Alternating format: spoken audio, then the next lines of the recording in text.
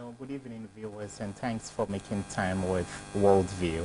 My name is Irbad Ibrahim, and I'm sitting in for my good friend, Georgia Sigri. He will be back very soon.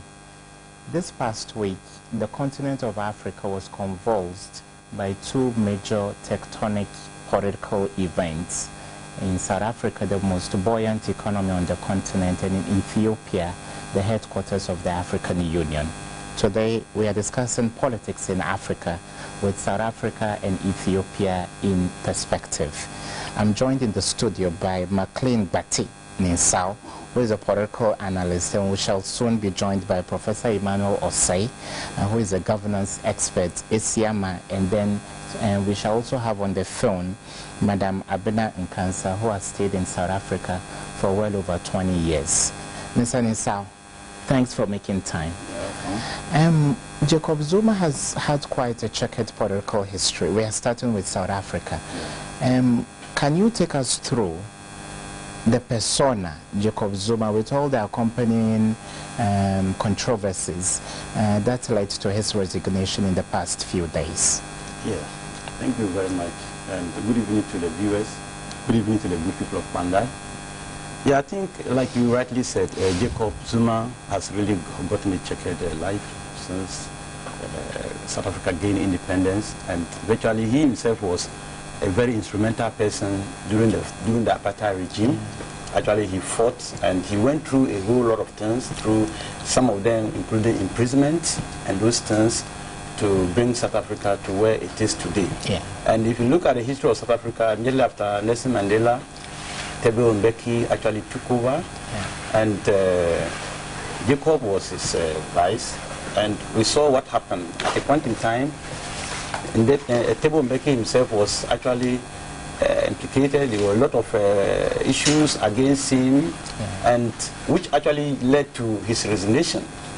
And Zuma actually came to power. And since Zuma resumed power, many would have thought that what happened during Mbeki's regime, Zuma would have actually learned a greater lesson from that. But unfortunately, they seem not to see that. Zuma actually went even beyond what Mbeki did, to the extent that there were a lot of corruption cases against Zuma, whereby even not corruption cases within his even government, even he himself as a president was even implicated in corruption.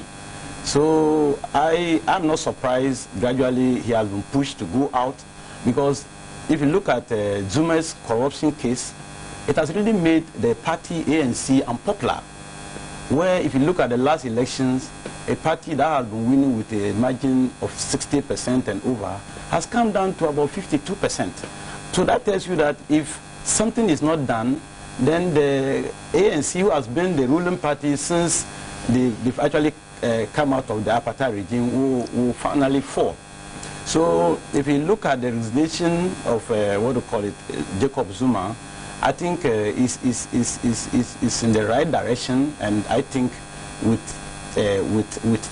this, it can inject some kind of lifeblood into South Africa. McLean, would you agree that after 27 years in prison and serving as a bulwark of the renaissance that South Africa needed in the 90s, maybe Nelson Mandela raised the bar quite too high for Thabo Mbeki and Zuma to be able to meet up?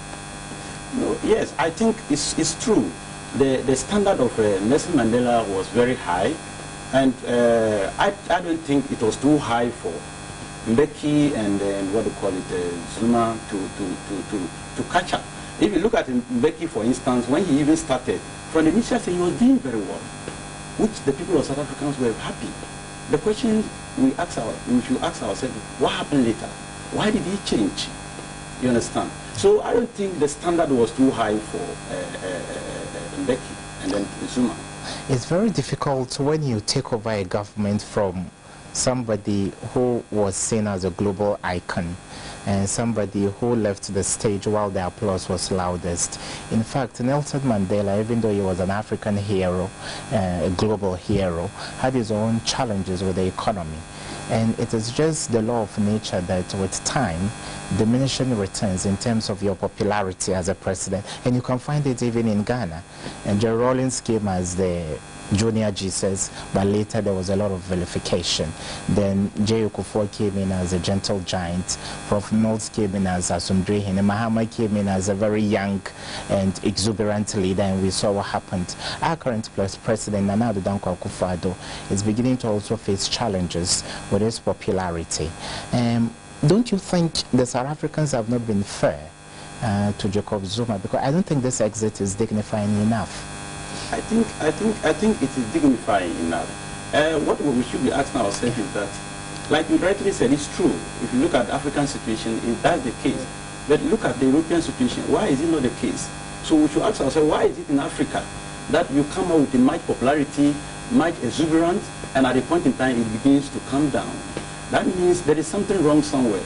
The problem is that Africans, we seem not to be prepared for so many things.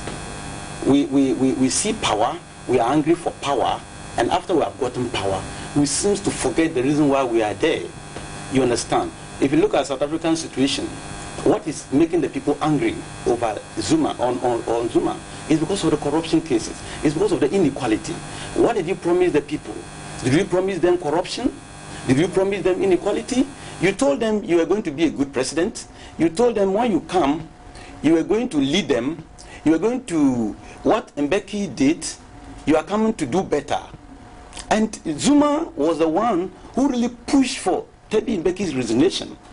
So many would have thought that you have learnt a greater lesson from Tebi Mbeki so that you can go and do a good job. But what happens? He became so corrupt that he himself has to use a lump sum of money to renovate his own house. You understand? So the point here is that our leaders, what actually the African leaders, what actually they tell the people, what they come to do. They come to actually look for things for themselves. And at the end of it all, the people tend to suffer. Otherwise, why should you lose your popularity when you come and you are doing the right thing? We shall itemize some of the major issues, the Nkandla affair and a host of other corruption issues. But we are joined on the phone by Madam Abena Nkansa. She has a wealth of experience when it comes to issues of South Africa, and she's been living there for the past 2 decades. Madam, thanks for joining us this evening. Hello, madam. Okay. We shall soon be joined by Madam Nkansa. You made quite an interesting point that yes, you come in during the nascent or fledgling stages of your presidency as president or prime minister on this continent. Then your popularity waxes and wanes until eventually you lose out. Is it that even in the Ghanaian context, somebody who is running for the position of an MP, somebody who is a flag bearer, gunning to be the president, would want to do door-to-door campaigns, play football out in the fields with young people in his neighborhood, and the moment they are voted into power, they vanish until the next election. So is it that power corrupts, and therefore Africans have not been able to utilize power in a way that will keep the goodwill getting stronger rather than abating? Yes, actually power corrupts. Oh, sorry, we've been joined by Madam Nkansa. Hello, Madam, good evening. Thanks for making time with us. Hello? Hello, Madam Abena Nkansa. Yes, good evening. Good evening. Thanks a great deal for making time with us.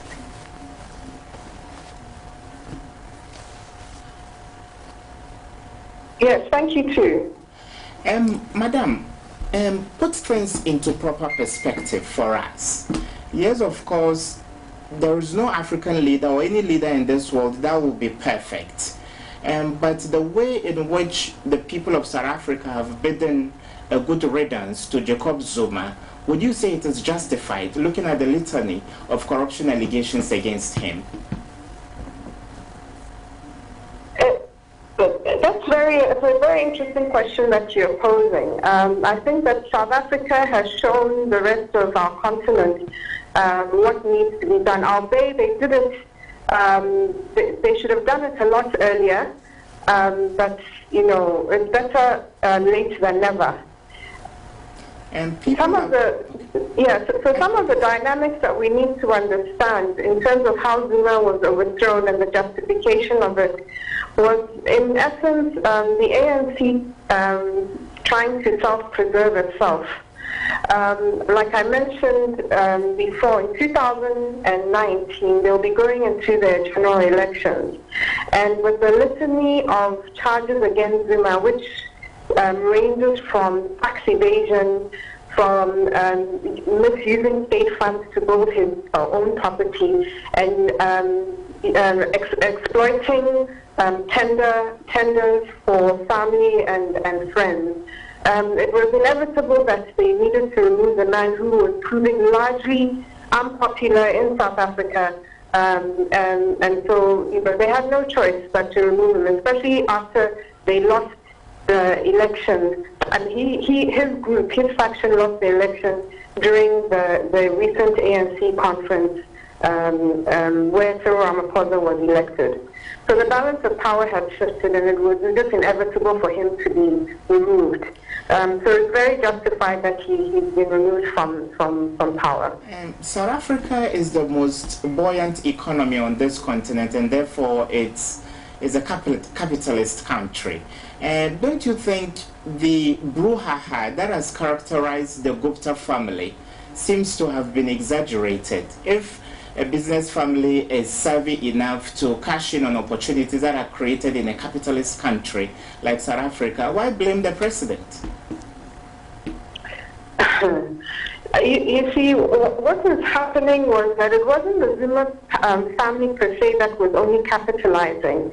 The Guptas were central to everything that was going on. And you see, it would be one thing if you were capitalizing fairly on opportunities that were posed, but it seemed like most of these tenders and opportunities were going directly to his party or his side without much competition, and that created a lot of animosity within the party and South Africans in general.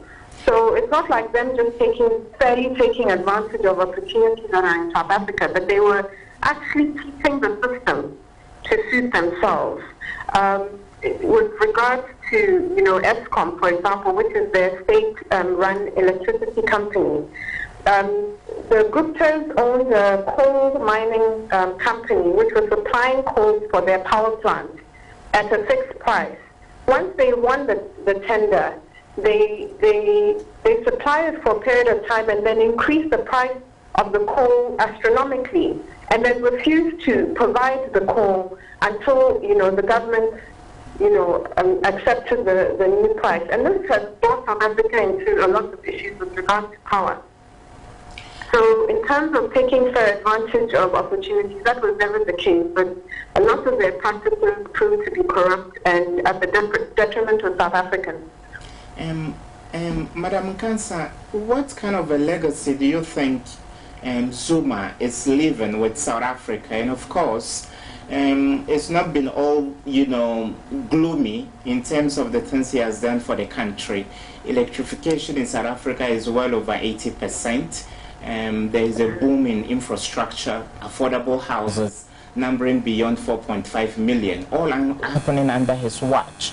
Is it that all this while all that he has done has been negative for him to have been demonized, leading to him capitulating as president? Well, there are some good things that the good people of South Africa will remember him for. Zuma is one character that South Africans love to hate. If you would actually gauge the sentiments after he resigned on state television, South Africans were not happy with him, but in the end, I think they felt very sorry for the man because, he was almost like an underdog, and we probably wanted him to succeed, but I think that his character got in his way in terms of greed and etc. Unfortunately, the statistics speak for themselves with regards to the economic growth of South Africa, with regards to its credit rating, which was downgraded junk at a stage. because of Zuma and the sentiments and the business sentiments around South Africa, because of the kind of government he was running, where he kept reshuffling his cabinet, etc. It will take a while before we start to even analyze, or should analyze, any good, if there was actually any good that Zuma did for, the people of South Africa. Right now, I think people are too, focused on trying to, run away from just the economic disaster that he caused as a result of his 9-year rule in South Africa. So I think the jury would still be out on that, trying to look for, something good, because according to what the facts are, it's a little hard to say. Don't you envisage this will pan out just like the Libyan case, demonizing Gaddafi only to look back and be filled with penitence and remorse?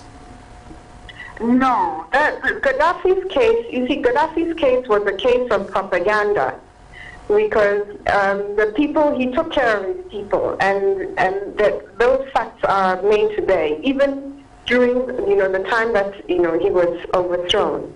But with Zuma's case, I think it's quite unique with regards to the level of he ruled with impunity. He thought he would be untouchable. And, I think after a while, he took a lot of things for granted. And that was because he wasn't kept in check. And this is due to, the South African, the ANC dynamic in terms of the power play in the ANC. It's run by the Tripartite Alliance, which is made up of the labor unions, the SACP, and then the ANC. And Zuma managed to alienate the two parties that they go into elections with, which is the Labour Front and the SACP. And so that intellectual base, which is the SACP, wasn't there to guide, the policies and the decisions of the ANC. He made himself a power unto everything, and people were made to run around, without his power being checked, and that is the I think that was his downfall. Not allowing the function of the ANC and the players within the ANC to play out the roles that they were supposed to play. So we'll wait and see. But from my perspective, and in terms of what I understand of what's going on in South Africa, I don't think that there's much we can give to Zuma in terms of what he has done. I was there last year, and things have slowed down. It's not like how it used to be in terms of the hustle and the bustle and the opportunities, etc. From jobs to everything. It's gotten worse, and it may not just be Zuma per se. It could be external factors, but he's a leader, so we have to hold him to account. Okay, we shall look at what's different. The tenure of Cyril Ramaphosa is going to be. But I'll prick your mind on some two key issues. One, the issue of morality. I don't want to sound judgmental. Feminism is on the rise on this continent. How did the women in South Africa take some of the outlandish remarks Jacob Zuma made after making out with young ladies without any protection? This has become, this is a thorn in the psyche of South Africans in terms of what happened to the young woman who they called Kwezi, who just died. I think she died last year, and it split the ANC. Because of, people, the greed and, people looking out for their interests, it didn't give them space to actually be honest with regards to what Zuma did in terms of, the moral, issues that surrounded the whole case. That was, Kwezi was Zuma's father. Kwezi's father was Zuma's very close friend. And so I think that with regards to, the moral message that it sends to South Africans, it further made him the ridicule of South Africans. People no longer respected him out of, everything that transpired during the rape case. And so, it wasn't a good time for ANC, and I don't think that they handled it well with regards to the support that Kwesi should have received from, especially the ANC Youth, the ANC Women's League, because of their allegiance to Zuma. But I think now, a few years down, and in hindsight, people understand that what he did was wrong, and the woman who was violated in that sense, I think she eventually got some form of reprieve with South Africans, because the majority of South Africans were behind her, albeit the ANC and certain people within the ANC couldn't voice out the wrong that the Jacob Zuma had done. And that goes back to what I was saying, that with regards to he was a power unto himself. People couldn't stand up to him because he'd found ways to suppress the power centers within the ANC, so he could basically do whatever he wanted to do. He has a lot of intelligence on a lot of the ANC people, so they are very careful when they deal with him because he can bring them all down. Okay. Finally, so those are the dynamics. Yeah, I keep it short and sweet. Finally, before we get to Cyril Ramaphosa, the issue of xenophobia is of grave importance to the rest of Africa. We all bore witness to the contribution most black Africans made during the struggle against apartheid. Would you say the recurrence of xenophobic attacks went a long way to also affect Jacob Zuma and also affect his character as a leader? Well, the issue of xenophobia actually started during Thabo Mbeki's rule, which was, I was in the country at the time in 2008 when the first issues occurred. But, per my analysis and what I saw, I realized that it was almost like a distraction from the pain that the South Africans were feeling. They needed a scapegoat. And the easiest target was, foreigners who lived amongst them in the townships. So it wasn't something new that, occurred during Jacob Zuma's tenure. But what I did notice was when things, there was a lot of service delivery issues. The municipalities weren't providing the services that were required. There was water shortages, garbage wasn't being taken, and so communities were on the streets protesting, demanding their rights to proper services, etc. So it was surrounded by these protests that they wanted to put or change the focus to foreigners, that the reason for all your plight is because of these foreigners have taken your job. What I want to caution the rest of Africa when it comes to South Africa and this issue of xenophobia is that we need to be careful how we handle such issues.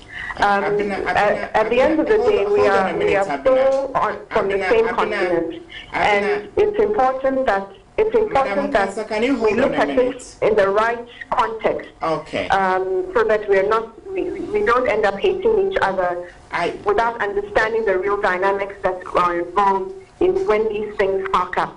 And a lot of the time, what you find is that in the media, they blow it up. But you find that it's only in isolated areas that you find these attacks. Because during the 2008 xenophobic attacks, if you watch the news, you think that they were attacking all foreigners across the country. But I was walking around, driving around, and people know that I'm foreign, but I didn't feel like my life was directly in danger from these attacks.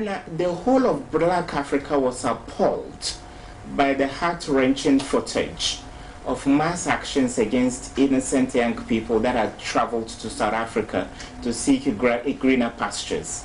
Are you alluding by any stretch of your imagination that some of those xenophobic attacks, you say they were blown out of proportion, but are you alluding that at any point in time they were incited by the state to take attention away from the drudgery the South African people were going through?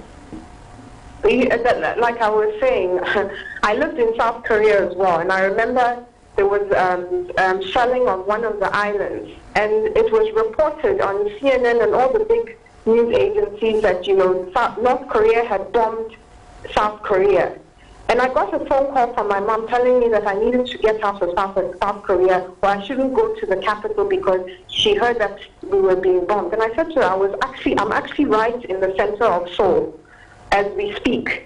And it's not as what is being reported in the news. And that is the point I'm trying to make, is that we need to look at things in perspective. Yes, there was an issue where foreigners were being attacked. No one is denying that. But the scale at which it was being reported in terms of the scale of it wasn't as big as what was being reported in the news. And the xenophobic attacks which occurred during the Zuma time, it was proven that a lot of the pictures that were shared during those attacks were pictures from 2008 that they were resharing.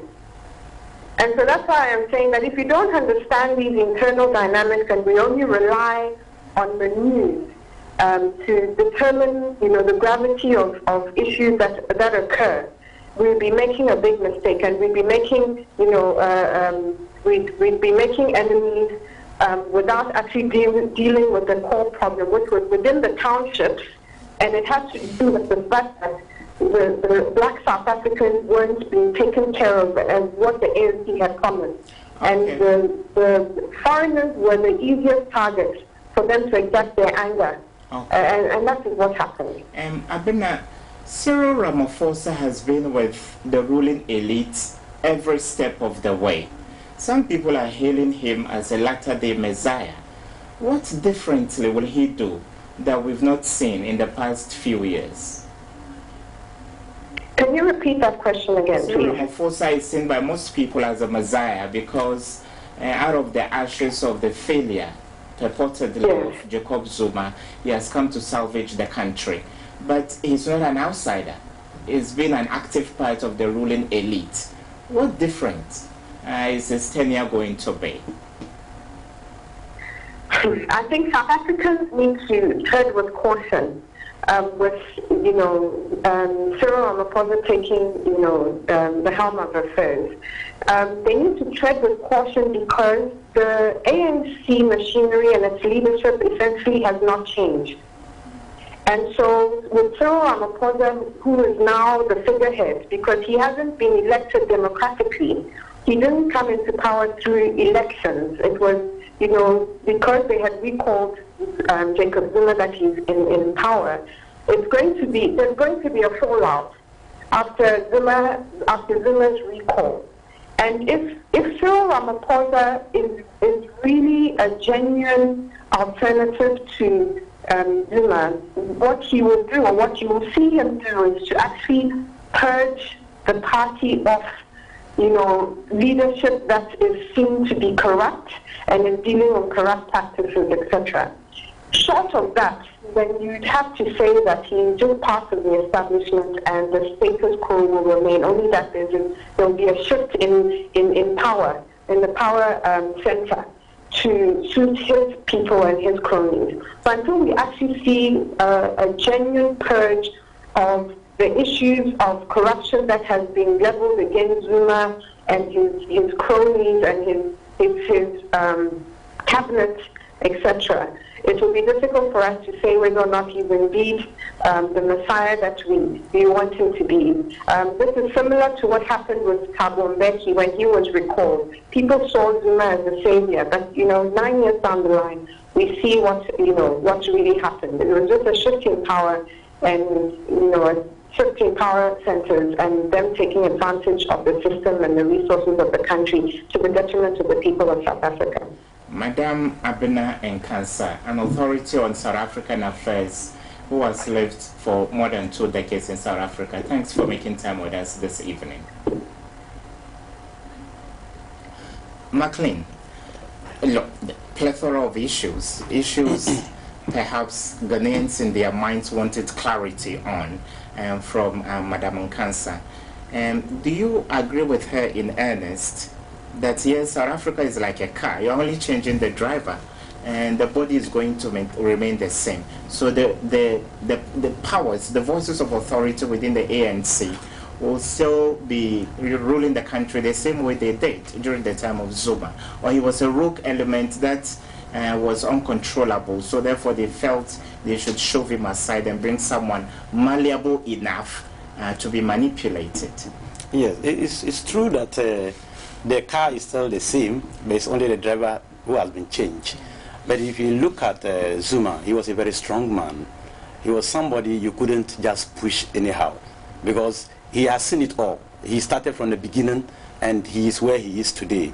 So I think even though the driver has been changed, the South Africans will feel that a new driver has taken over, and a new blood has flown through the ANC, and then the leadership of ANC will actually be able to make amendments with Ramaphosa. And I think Ramaphosa has a lot to do, because if you look at actually what happened to Zuma, and he's no more, and he has come to take over, that will tell you that corruption is one of the major things that he needs to really fight. And he should demonstrate to the people of South Africans that he's not the leader, you understand, and he eschews corruption, and he will do everything possible to fight against it.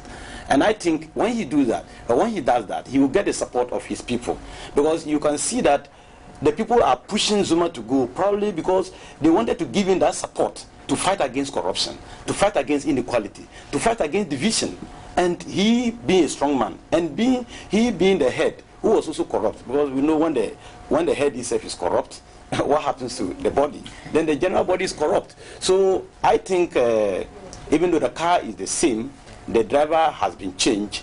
I think the driver has a role to play. And looking at what led Zuma to where South Africa is today, if he does well, it can make South Africa better. There is a little montage, there is a little clip that chronicles the events we've seen in the past few days in South Africa. We'll roll it shortly. Yeah.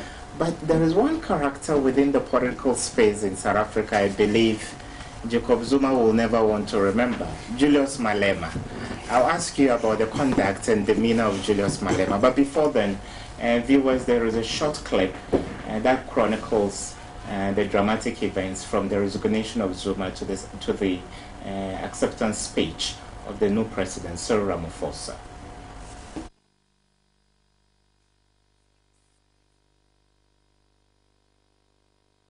Things got ahead after he refused to stand down this week, and the ANC hinted it would support the move by the opposition to pass a vote of no confidence on Mr. Jacob Zuma. The vote of no confidence process was scheduled to start on Thursday, 15 February, but the embattled leader in a televised address to the nation said he was not afraid of the vote of no confidence or impeachment because they are legitimate means of removing him from office. He initially refused, saying he did not understand why he was being told to step down. I have therefore come to the decision to resign as President of the Republic with immediate effect. Even though I disagree with the decision of the leadership of my organization, I have always been a disciplined member of the ANC. Mr. Zuma, 75, who served as the country's president since 2009, joined the ANC in 1958. He is considered one of the party's stalwarts, having served for 10 years on the Robben Island prison alongside Nelson Mandela and living in exile before returning to South Africa in 1990. Despite being known for being an astute political operator, Mr. Zuma's presidency was characterized by scandal and corruption allegations, making him the most controversial president since the end of apartheid. In his first presidential speech, Mr. Ramaphosa, 65, said he would tackle corruption, which allegedly became widespread under Mr. Zuma. The ANC had told Mr. Zuma to step down or face a vote of no confidence. Mr. Zuma faces numerous corruption allegations but denies any wrongdoing. One allegation is that he allowed the wealthy Gupta family, with whom he had personal ties, to wield too much, which was dubbed state capture. An arrest warrant has been issued for Ajay Gupta, one of the three most prominent Gupta brothers, on Thursday, 15 February 2018. This follows a raid by the Hawks, an elite police unit, on their home on Wednesday, 14 February 2018. The family has denied corruption allegations. President Ramaphosa told Parliament that corruption and state capture were on his radar. He is due to deliver a State of the Nation address on Friday. This was delayed last week amid uncertainty about who should deliver it and Mr. Zuma's reluctance to step down. One opposition party, the Economic Freedom Fighters, walked out of the parliamentary debate. It wants new elections rather than the ANC deciding on the identity of the new president. President Cyril Ramaphosa's predecessor, Mr. Jacob Zuma, stepped down on Wednesday following pressure from the governing African National Congress ANC party. He faces numerous corruption allegations. Mr. Ramaphosa, 65 and a former businessman, dedicated much of his address to job creation. He said that the country faced tough decisions because of its stagnating economy and large national debt. He planned to create 1 million paid internships in the coming years to curb youth unemployment. He drew applause when he thanked South Africans for their patience during the last turbulent week. Earlier in the week, the ANC had told Mr. Zuma to step down or face a vote of no confidence in Parliament on Thursday. Mr. Zuma, who had been in power since 2009, finally gave way in a resignation speech late on Wednesday. The allegations of corruption he faces includes claims that he allowed the wealthy Gupta family, to whom he has personal ties, to wield influence over government policies. Both Mr. Zuma and the Guptas have denied any wrongdoing. You are still tuned into Worldview with me, Irbad Ibrahim, sitting in for my good friend, George Asigri. I'm here in the studio with McLean Bati Ninsau. He's a political analyst. McLean, and we are wrapping up on South Africa before we move to Ethiopia. When you listen to the clip, one word that kept reverberating throughout the reports was corruption, corruption, corruption. Virtually every African leader earns the upper end of a 5-digit salary. Can there be any perfect leaders that will be incorruptible to set a good example and raise the bar a little bit for us? Yeah, I think so. I think so. We can't say everybody is corrupt, understand? We can't say everybody is corrupt. We still have good people. Even South Africa, we talk about corruption. When you go to South Africa now, you still see some good politicians who are even with the ANC, who are not corrupt. But sometimes what the problem is the widespread of it, to the extent that even the head of state is corrupt. Because we expect that as a head of state, you should be able to stand and able to fight against corruption, so that you have to crack the whip, so that your appointees, when they go wrong, you should be able to crack the whip. But at a point in time where you yourself you are corrupt, then indirectly you are telling the other people to be more corrupt. So what lesson can Ghana learn from this? We are yet to inaugurate, we just vetted a special prosecutor. Are there any parallels you can draw? Do we have any such good examples on the continent? The Tanzanian president, Magufuli, is doing quite great. Muhammadu Buhari of Nigeria is also, pulling his weight in terms of his anti-corruption campaign. Is there any glimmer of hope in the anti-graft struggle in Ghana as an African country for you to see? Because you are living it, yes. You are not reading it. Yes, I think, thank God, Ghana has not gotten to the stage of South Africa, even though we still have corruption cases in Ghana. If you look at Ghana, we can still see our top officials, the head of state. We can actually bet and say we haven't seen any serious corruption allegations against him. So with the coming in with the special prosecutor, we think he has a lot to do to actually demonstrate that he's in to fight against corruption. I think corruption cannot completely be eradicated in a country, but it can be minimized. And minimizing will determine the way you fight it. You understand? If we continue to fight it the way we fight it, then we cannot see the light. But if the new prosecutor comes in and try to inject in a new way, actually trying to deal with whoever is corrupt. Yeah. You know, most of the times we see people being corrupt, and then sometimes you want to deal with them, and you see stronger hands coming from somewhere trying to cover corruption and those things. So I think if he's able to overlook that and stand as a man that we all see him to be, I think he can make a difference. And where Ghana is, I think we can calm down, but we should fight in such a way that we don't get to the stage of South Africa. Okay, so we wish Honorable Martin Amido and the appointing authorities the very best in the fight against corruption. Finally, on South Africa, before we move to Ethiopia, I mentioned Julius Malema. I'm an ardent follower of young emerging political forces on the continent. But anytime Zuma went to the legislature to read the State of the Nation's address, he was one of the noisiest, he was uncouth, he was incorrigible, nobody could just control him. Do you think Julius Malema has been a good representation of the aspirations of the youth when we are given the opportunity to occupy such high political positions? I personally don't think so. He could have, you see, I agree with him. He has been a fighter, even to the extent that he fights even with people in his own government. He has demonstrated that some of the things that went on with his party, which even led to his being excommunicated from the party, he has demonstrated that he didn't like it. But I think he could have done it in another way.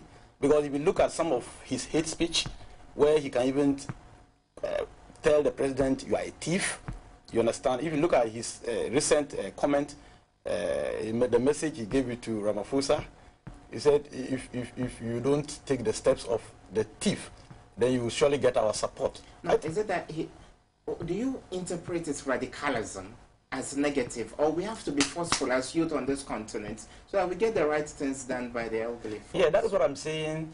He could have done it in another way, because you see,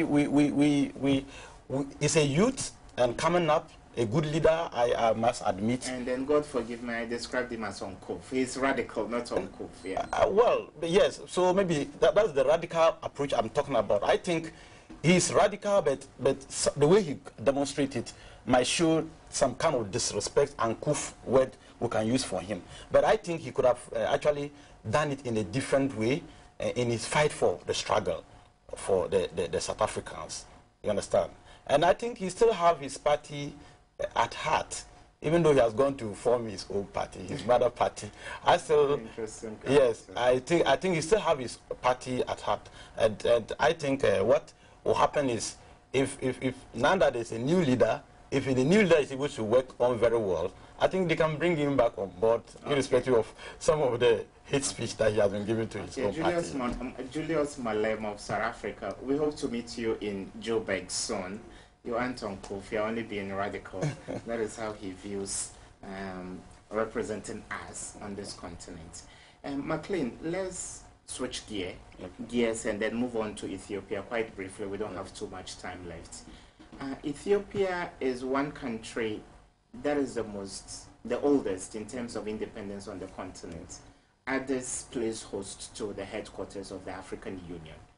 Then we went to bed and woke up just this past week, one morning, and my good friend, the president, Haile Mariam, abruptly decided to hang his political boots.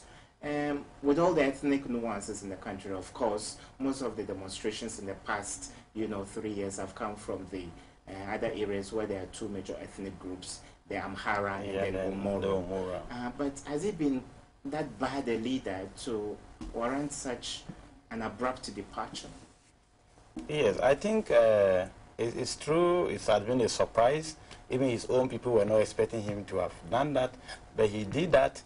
I think if you look at his speech, he made us understood that actually Ethiopia is seriously facing so many crises, and he thinks there should be some reforms, and he wants to be a solution to some of the problems to Ethiopia.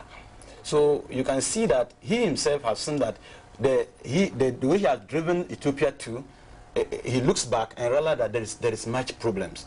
Because if you look at arresting people, jailing them, journalists and those things, which many people might have thought that after he took over from his predecessor who died, he could have done better for the Ethiopians, and he did not.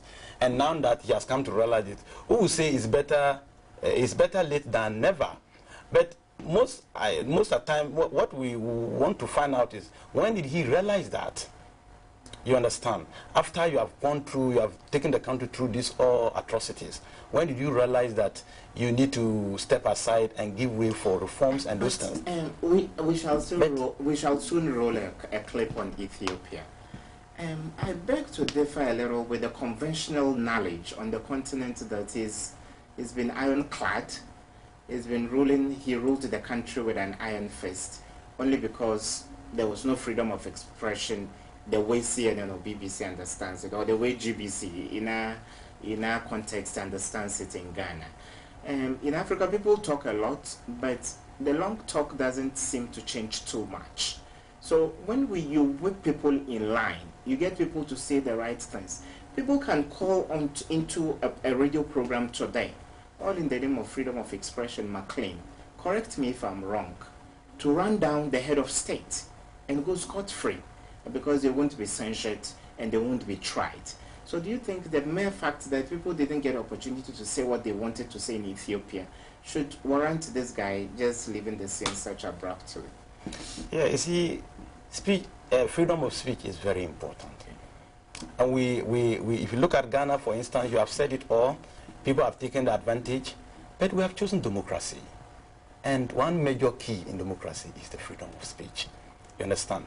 So what we need to be doing is to actually guide how people talk. And sometimes the radio stations, when somebody calls in and begin to talk something that you feel is not the best for the consumption of the people, why don't you advise the person or cut the person off, or those things? So I think the Ethiopians, having watched all over the world, where today we can call developed country, have gone, and freedom of speech has not been an exception or out of them, and they think it can also help them to develop. I think that is why they are fighting for it. And I think they are right to fight for it. And freedom of speech actually brings a lot of things into, despite that people may be speaking so much trash in the system, but there are other people who may be speaking good things to actually make the country move forward. So why do you look at the ones who talk trash and then not look at those who talk good things that will shape the country forward? So I think freedom of speech and democracy, as it is going everywhere, Ethiopians should be ready to embrace it. And I'm happy the new leader has seen that there's a need for reforms. And he has seen that he is the problem. So when he moves aside, probably there could be a new engine or the new blood flowing through the people of Ethiopians. Okay. And I think it's in the right direction. I agree with you. When there is freedom of expression, the larger populace are able to shape the national debate and narrative. And let's go through what has happened in Ethiopia, and then we come back to the studio and wrap up. In August 2017, Ethiopia lifted a 10-month state of emergency imposed after hundreds of people were killed in anti-government protests demanding wider political freedoms. Ethiopia's Oromo and Amara people, who make up about 61% of the country's population, have staged mass demonstrations since 2015, demanding greater political inclusion and an end to human rights abuses. Mr. Haile Mariam, who has sat at the helm of the Ethiopian government since 2012, announced on Thursday that he would be stepping down as Prime Minister and head of the ruling Ethiopian People's Revolutionary Democratic Front coalition. In his resignation, he cited ongoing unrest and a political crisis in the country as major factors and described them as vital in the bid to carry out reforms that would lead to sustainable peace and democracy. Okay, so that is what is happening in Ethiopia currently. We have just shy of 5 minutes to wrap up. Ethiopia is the second most populous country on the continent after Egypt. And therefore, if a pin should even fall in others, there will be ripple effects, not only in East Africa, but the rest of Africa. So at this critical moment, what role do you think the Eastern Regional Bloc, IGAD, and the larger African Union can play to make sure, now that there has been an abrupt exit, the Council of Ministers have come out with a communique indicating they want to impose a state of emergency for the next 6 months, which has been poo-pooed by the U.S. Embassy in the country. So what role do we allow others to remote control the transition, or you think IGAD and the AU can play a pivotal role at this opportune moment? Yeah, I think where it has gotten to, now Ethiopia has no head of state, and I think they are about to declare a state of emergency. So I think for now, ECOWAS and IGAD, they may have a role to play, so that it will not regenerate into something else, so that maybe they can see how best they can form an interim government or something, so that for now they can rule for some time, whereby maybe an election or whatever way they want to choose a new leader will be done. Otherwise, if probably leave it as it is and allow them to manipulate the way they want, who knows what may happen. Already and there's no peace in the country.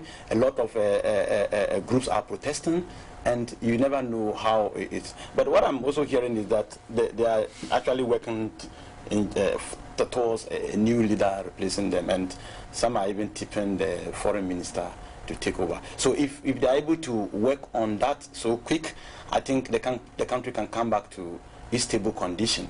But if they have not been, then it means the other Protestants may also be looking at it. Who may be the next leader? Will it the next leader will it come and favor us, or he also come and tone the line of the one who has just resigned?